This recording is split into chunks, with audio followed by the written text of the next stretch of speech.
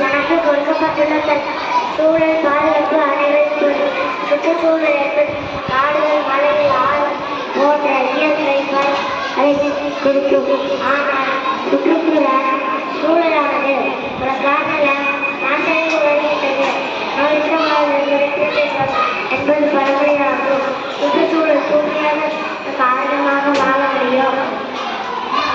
இயற்கையை நேசிப்போம், சேர்ந்து வாழ வேண்டுமாய் யோசிப்போம். நம்மை சுற்றியுள்ள நிலம் காற்று அனைத்தும் மாசடைந்து விட்டது.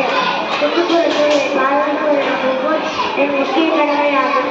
மரமடுவது காடுகள் வளர்ப்பது கட்டுப்பட்டதை வெளியேற்றுவது அதிக மாசுபாட்டை உண்டாகும். திட்டங்களை கைவிடுவது இவற்றால் மட்டுமே சுற்றுச்சூழலை பாதுகாக்க முடியும். செயற்கையில் இருந்து இயற்கை அளிக்கிறோம். அறிவியலை மட்டுமல்ல நம் வாழ்க்கையில் இந்தியாவது திருத்துவோம். இயற்கையை பாதுகாக்கிறோம். இயற்கையினாலும் மரம் அது அறியாமல் காற்றிலே அறம்.